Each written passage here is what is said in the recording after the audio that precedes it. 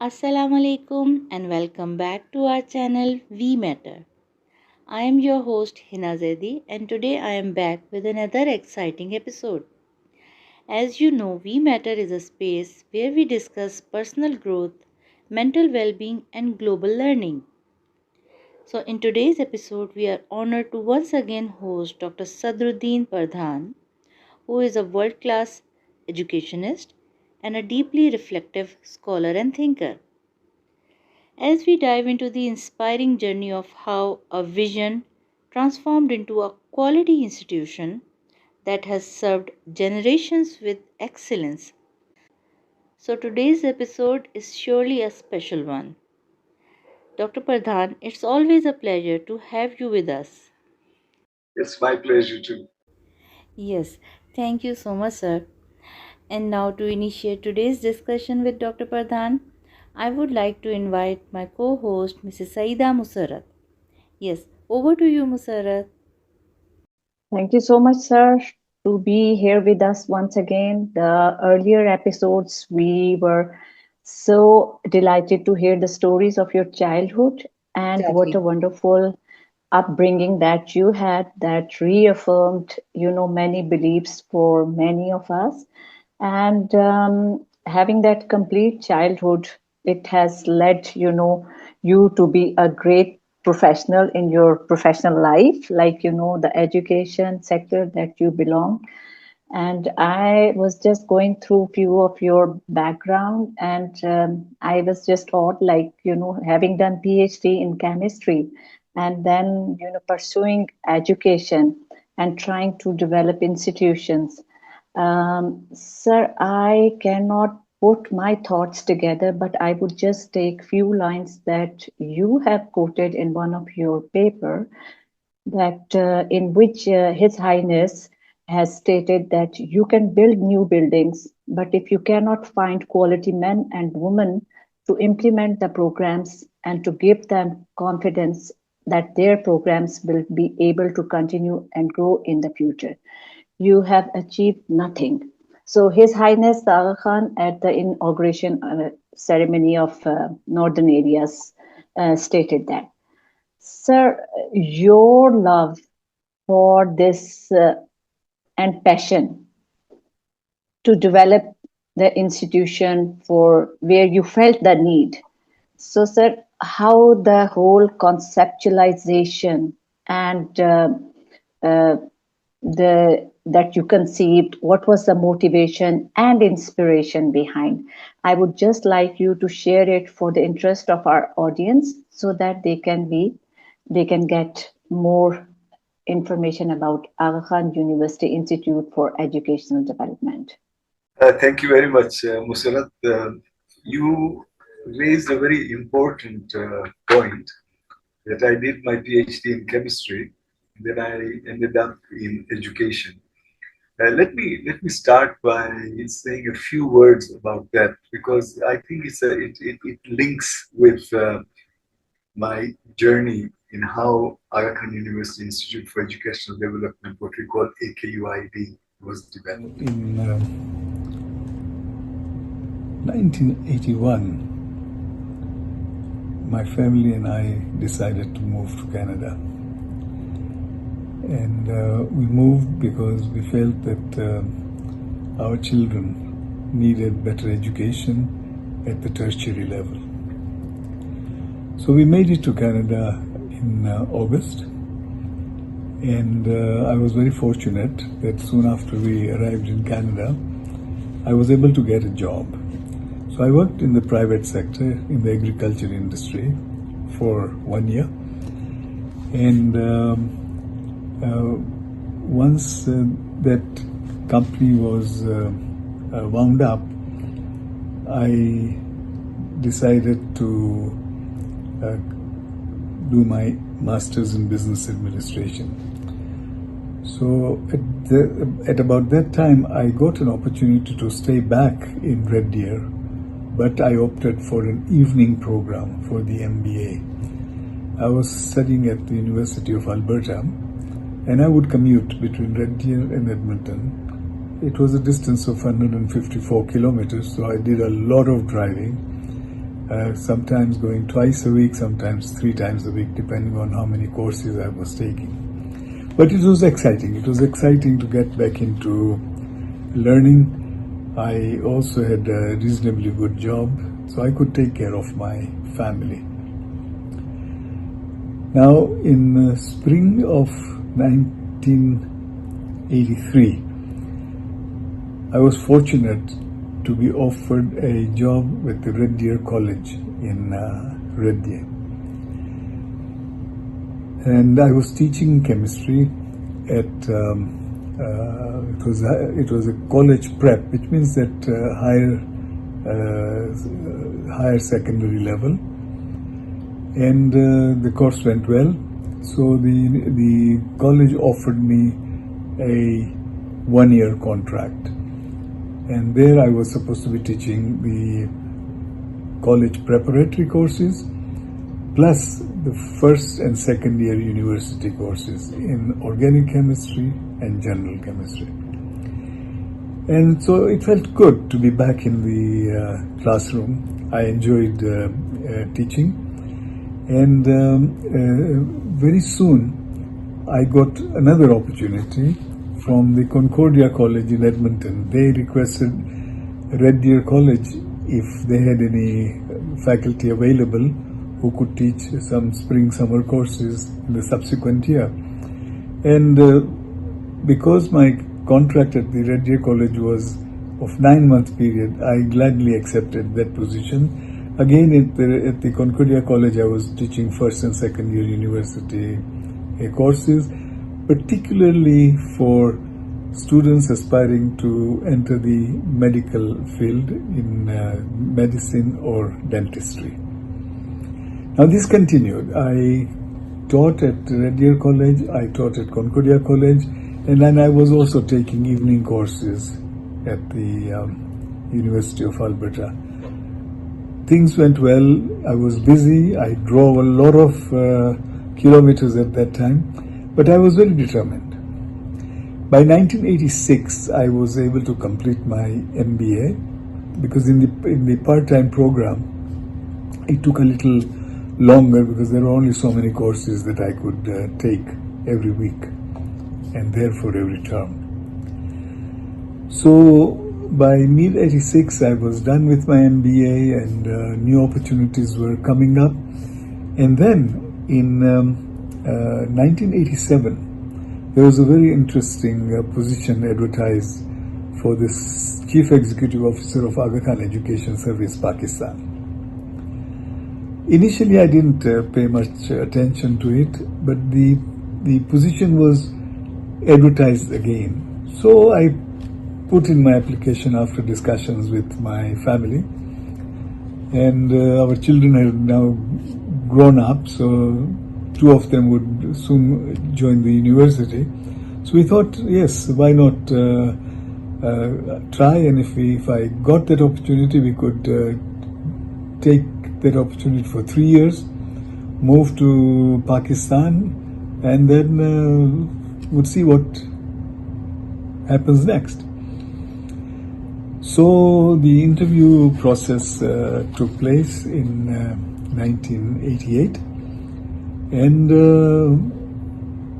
I was asked to go to His Highness the Aga Khan's Secretariat for a final interview, which I did around middle of 1988. In fact, it was September of 1988, and I was fortunate to get that job. Now, interestingly enough, during my interview, my final interview, there was a mention that AKESP and AKDN in general was also looking into developing some capacity in teacher education.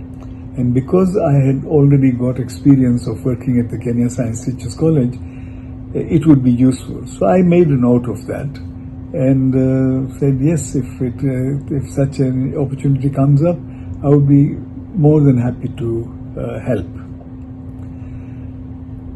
Now, after the interview, it was agreed that because I had an ongoing job, I would take up my position in January of 1989. Everything was agreed, and I was preparing myself. Two things happened, which I think are very interesting. One was that almost immediately after I had signed my contract, there was a news flash that the president of Pakistan, their son President Ziaul Haq, had just died in a plane crash. And so people wondered, hey, you still want to go to Pakistan? I said, of course, I made a commitment and I would love to work with AKDN. So that was done. The second thing was that in November, I got a letter from the Secretariat of His Highness that there was a meeting taking place in London of AKDN representatives to discuss the experiences of Aga Khan Education Service Pakistan, Aga Khan Education Service in East Africa, and Aga Khan Foundation in the area of school improvement. I thought that was a very significant meeting because at the meeting we had representatives from the Aga Khan University, representatives from His Highness Aga Khan Secretariat, Aga Khan Foundation, and Aga Khan Education Service Pakistan. I was representing Aga Khan Education Service Pakistan because I had already accepted to join the organization. Also at the meeting were 4 consultants. One was from Harvard University, one was from University of Oxford in England, one from Bristol University in the UK, and one consultant was a Pakistani from University of Peshawar. At the meeting, we discussed the results of the evaluation reports of school improvement programs that were tested in Tanzania, in Kenya, in Uganda, the ongoing program in Pakistan, the field-based teacher education program in Gilgit-Baltistan. And for me it was fascinating because for me it was like an orientation about the kind of work that AKES was doing. But what was even more interesting was that the outcomes of the school improvement programs, which were all very successful, was that it was established that teachers were the frontline people. And if their quality was good, the schools improved fast. Number 2 was that school leaders played a very important role because their support for the teachers was crucial in teachers being successful. Number 3 was that each of the school improvement programs, because AKDN did not have any capacity, other consultants were hired, majority of them from the United Kingdom. So these 3 points were noted.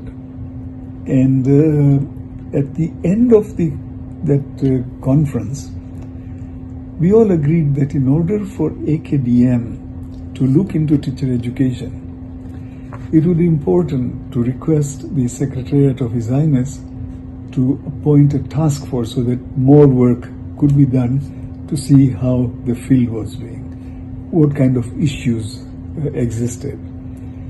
And so we made that recommendation. After the meeting, I went back to Canada, got myself ready, and in January, I was on my way to Karachi. On the way, I stopped over at Eglimo, where His Highness was having meetings of various service companies for the 1989 budgets. So again, that was a very interesting experience for me because again, I got an orientation into the kind of activities that were now going to come my way as a CEO of Aga Khan Education Service Pakistan. So in January, I went to Karachi, and soon after I arrived in Karachi, I received a letter from the Secretariat of His Highness informing me that I had been selected to work on a task force which consisted of 7 members.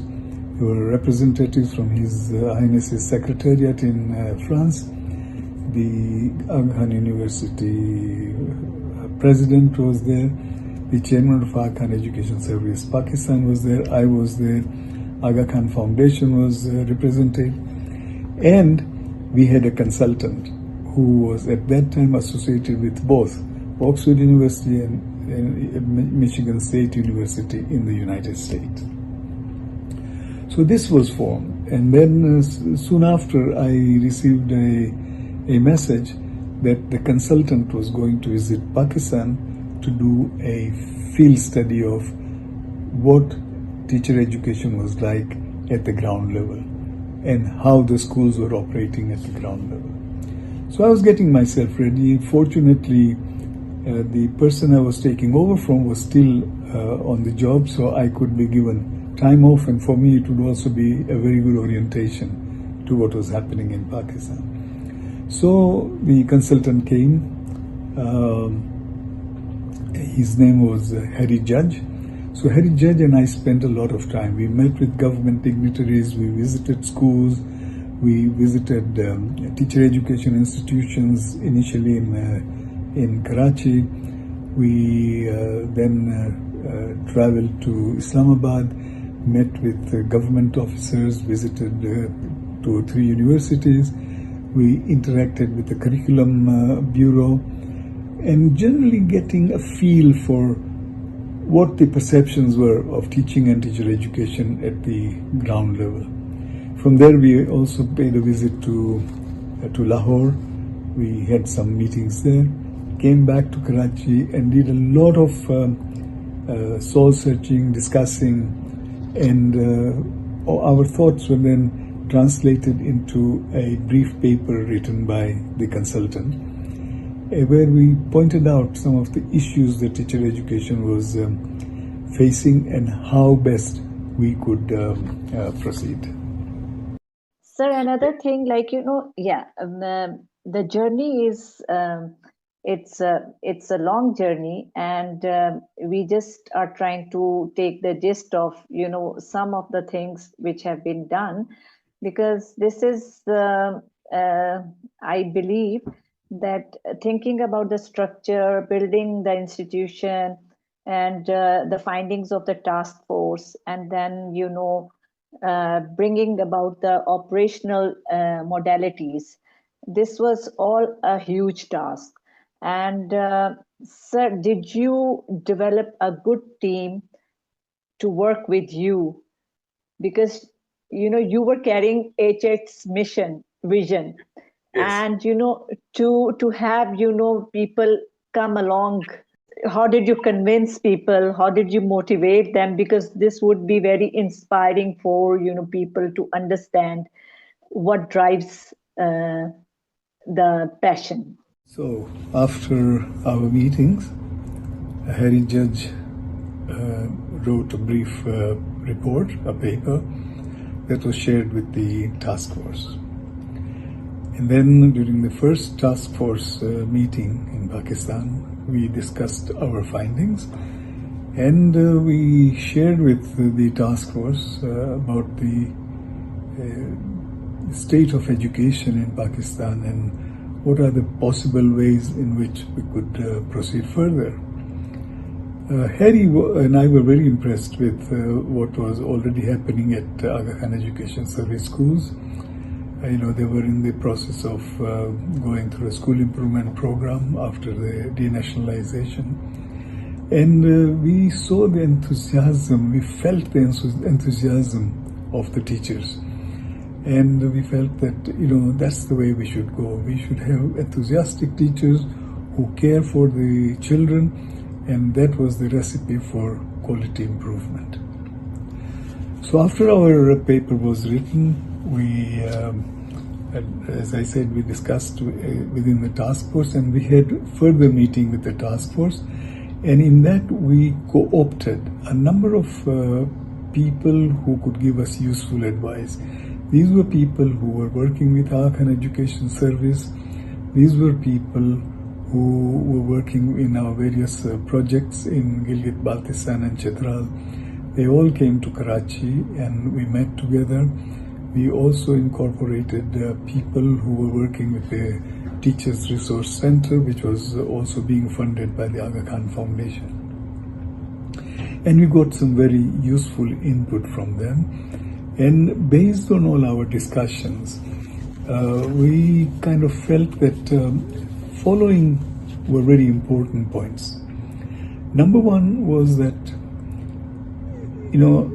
for pre-service teacher education, it would be very difficult to find good quality candidates who came out of the higher secondary schools or A-levels, because majority of them who had performed well would be proceeding with education towards a medical field, or to become engineers, or to go into accountancy, or to go into business studies. So we all agreed that that may not be the best way to go.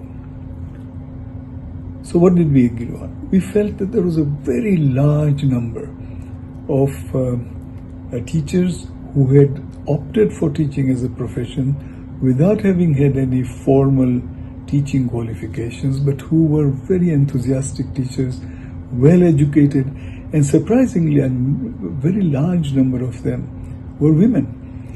And our interactions were such that we were convinced that we would have a very large, good pool of people if we opened up an in-service kind of a program.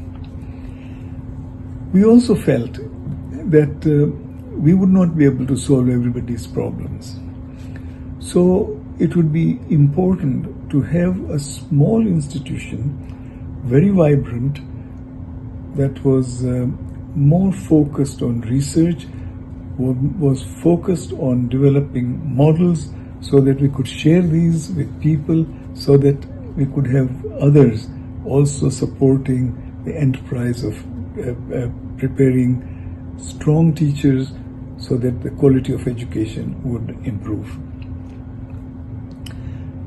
We also felt that we should work very closely with teachers, because our experiences with school improvement programs was that when you are working with specific schools, it is so much easier to develop models and to control what is going on, so that you get the kind of results that you would expect for all the input that you are making. We agreed that the way our model could work is to develop very high quality capacity for the various schools, and this is the capacity we could use to develop other teachers and develop models so that within a school there were a lot of like-minded teachers, so that working together, working with the children to improve the quality of education becomes easier. So we could have inbuilt school improvement models within the school. However, we also felt that as at that moment we did not have very strong teacher education institutions in Pakistan. So it would be crucial for us that in the initial years of whatever institution we develop, we should have partnerships with international universities that are recognized. So it would give us the credibility, and it would give us ideas about how we could proceed further.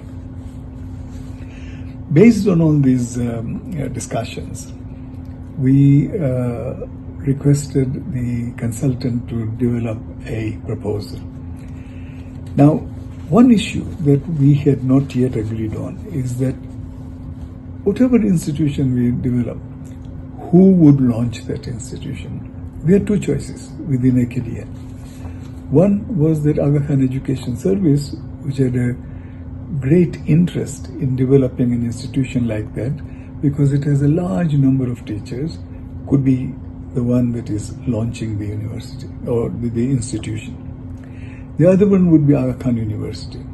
Why Aga Khan University? Well, Aga Khan University had credibility, its medical education programs were excellent, they were popular, and we knew that we could guarantee quality there. So this is a discussion that we needed to have further. Our next meeting was held at His Highness's Secretariat in September 1989 in Paris. And while we were discussing the findings of the task force, and we generally had agreement on all the things that I mentioned earlier on, after a lot of discussions, we felt that it should be Aga Khan University that should launch the institution. We decided to call it Institute for Educational Development, because there would be credibility. We also felt that because His Highness was an AKDN, were very interested that this should not only be an inward-looking institution, not only for AKDN, but it should, because there were quality issues in education internationally and in all the systems, it should be open to everybody. And we would attract good candidates if they knew that they were going to get credible qualifications through Aga Khan University. So that's the direction that we decided to take. So we decided to recommend that there should be an institution. We should call it Institute for Educational Development. It should be launched by Aga Khan University. It should have partnerships with at least 2 international universities, and at that stage we recommended that it should be Oxford University and Michigan State University in the United States.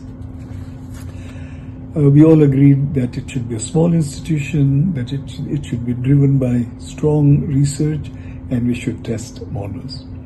Based on this, a formal proposal was developed by Harry Judge, and once the task force had agreed, this proposal was shared with the Chancellor.